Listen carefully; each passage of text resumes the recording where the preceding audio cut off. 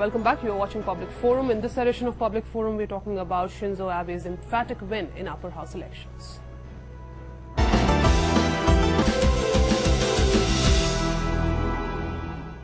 So there are many analysts who also feel that Japan's Prime Minister is actually also focusing on revising the constitution so as to allow the use of force in international disputes except for self-defense. And how this is going to affect the international neighbors, most notably South Korea and China. Coming back to you, Ambassador Prasad, how are you actually looking at this decision of the Prime Minister and the way the international neighbors are responding, especially China and South Korea? Well, you know, in a sense, Japan has been sort of pressing the envelope. It is participating in international humanitarian issues. It is participating in the anti-piracy operations of the Gulf of Aden and Somalia.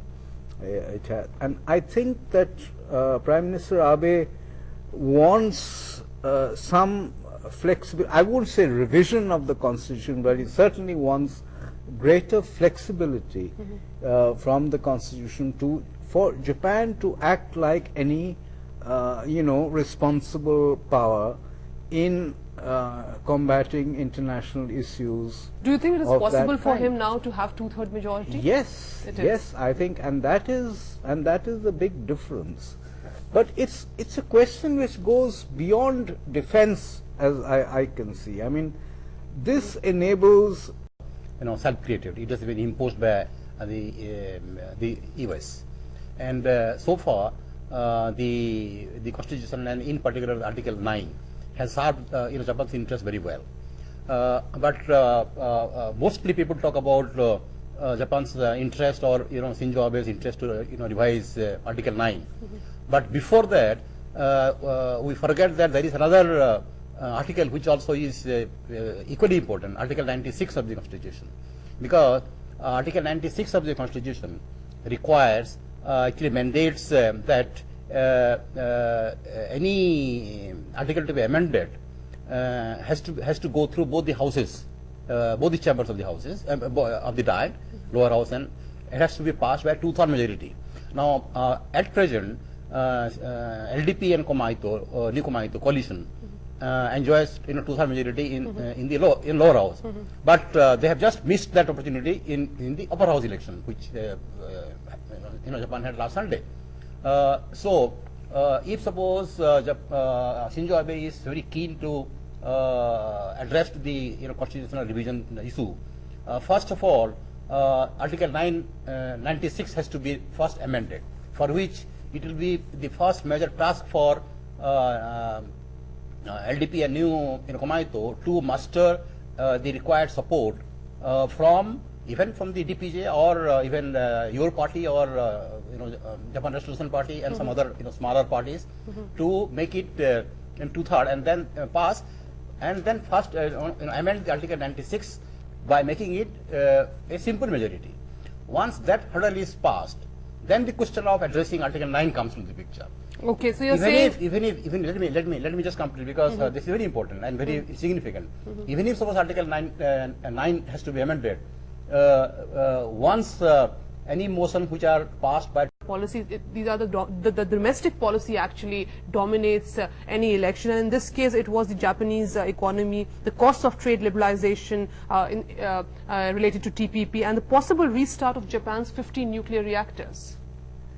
Of course, this time what has happened, like constitutional amendment was one of the agenda, but Abe has been focusing on economic revival, and then Japan's participation in TPP, and restarting of the idle reactors. But the third one, the restarting of idle reactors, is one of the issue which is most contested by the Japanese society. So we must see that this is a vote, or this is a mandate to Abe for the revival of economy and participation in TPP, and not for the reactivation of the reactors. But do you see a possibility of The Nuclear Regulatory Authority would examine the credentials submitted by the operators. So what they have said that if a reactor sits near a seismic fault, they will not allow it to go online again. So some of the reactors will go online for sure. And there is third aspect, the host community. Only 20 or odd reactors operators have applied for a green signal, because other 30 or 32 odd reactors that are offline, the local community % of its GDP. Right. But the saving grace for Japanese economy is the debt which Japan owes is internal debt. Some 80% of debt are internal. So they have to pay to the public, but they are deferring the payment. That is the key issue, I think. But if Japan comes out of deflation, it would be in a position to sail through the crisis for a decade. Okay. Ambassador Prasad, your comments, because the two immediate structural challenges for the Shinzo Abe's government, first the graying of population and also the national debt, though the government has said that they will now inject cash by the Bank of Japan and will work on government spending. Do you think that these immediate challenges can actually be handled with Abenomics? Yeah, well, both are very formidable challenges. Let me come to the more sort of tractable one where something can be done, and which is the issue of the debt. Right. Now, it's a very interesting issue, as my colleague here mentioned, that, you know, in sheer numbers, Japan's debt to GDP ratio is higher than that of Greece. But, you know, but there are other mitigating factors, as we mentioned, that most of it is domestic. And maybe it's partly cultural that the Japanese people are still willing to lend to the government of Japan. There is that trust, there is that confidence, or whatever. People are willing to buy Japanese bonds even at you know, less than 1% interest. So the interest burden on the government of Japan is nowhere near you know, more troubled economies like Greece or now. By easing the monetary policy, Prime Minister Abe is taking a bit of a, you know, it comes to any kind of a tipping point. And I think, given Japan's circumstances and given Japan's basic inherent strengths in technology and economy, I think that could be possible. Right. So economy is The one other challenge, issue right. that you mentioned, the graying of the population, I mean, that is not something that anybody can do about. Right. You know, you were talking earlier about the TPP and the question of agriculture. It's a very emotional issue in Japan. Having lived there, I can tell you, it's a very emotional issue in Japan. And it will be difficult for the government. But less than 4% of the Japanese population is engaged in agriculture, and the average age of the Japanese farmer is 60 years. So you are really talking of, you know, something which is already past the sunset stage, but it is very emotional. And I think that is the kind of issue, that this overall graying of the population, that Japan will have to deal with. And maybe that also explains Japan's engagement with countries like India, which has a very young population, maybe reaping the benefits of the young population. When in our country we are talking about demographic dividend, though we are not very sure how much we are investing in our education and health to reap the benefits of dividend, which is largely about getting out of investment, no investment in education and health. Anyway, it's now time for us to take a short break. Next, when we come back, we'll also talk about what India means for Japan and Indo-Japan ties. Not to forget, even our Prime Minister was in Japan in the last week of May. How important was his visit and the kind of ties India and Japan has shared in the past. Stay tuned.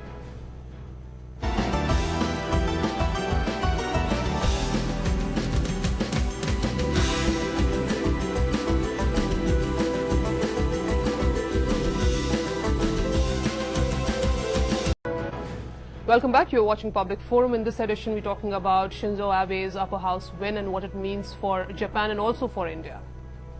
tenure as Prime Minister of Japan when he was between September 26, 2006 to September 26, 2007. One of his biggest foreign policy initiative was to visit India and to set out a new vision for India-Japan relations, and where in his address to the Central Hall, Indian Parliament, he also talked about a broader Asia. Coming back to you, Mr. Panda, Shinzo Abe and his vision for India-Japan relations has really been huge, and he's always talked about confluence of the two seas, the Pacific and the Indian Ocean. How do you see his vision, and do you think with his coming back with a resounding victory, it will really help India in the coming days?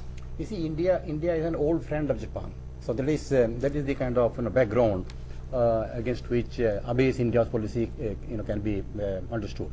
And in fact, if you recall, when last time when he came to India, when he visited Calcutta, and so the kind of history is very, very important. Again, one more initiative which he had taken during his first term was the qualitative initiative, which China actually raised hue and cry, and finally, before it took any birth, it died in its infancy. Now, between then and now, there is a lot of change which has taken in the geostrategic situation, and then the kind of belligerent approach China has been showing with its neighbor and even with India. I think Japan's India strategy can be understood against this background, and from that perspective, if we link the strategic dimension and given the kind of difficult kind of relations which Japan has got with both South Korea and China, I think in the field of economic, say for example FDI, for example, investment, I think a major chunk of the Japanese foreign direct investment which is going now presently to China, slowly it will be shifted towards India. So that will be a very positive kind of development. The other aspect in which both Japan and India have huge commonality of interest is to ensure the maritime security, because securing the sea lane of communication is very, very vital for the economy of not only Japan and India, also other Asian countries.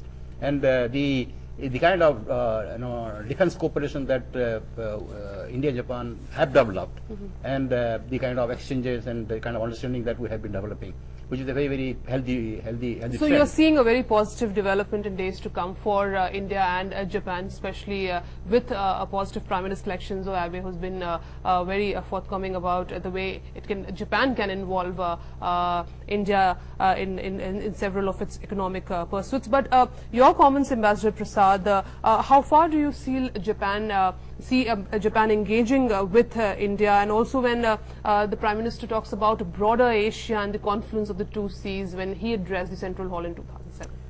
I think that we need to recognize two things. One is, as I mentioned at the outset, that it is clear that there is broad bipartisan support cutting across parties in Japan and in India for good Japan-India relations. And this is a very positive foundation from which we can build our relations. Two, I think, for all the contribution that Prime Minister Abe and other Prime Ministers have made, I think we must relations can be boosted and the road ahead for the new for Shinzo Abe. Stay tuned.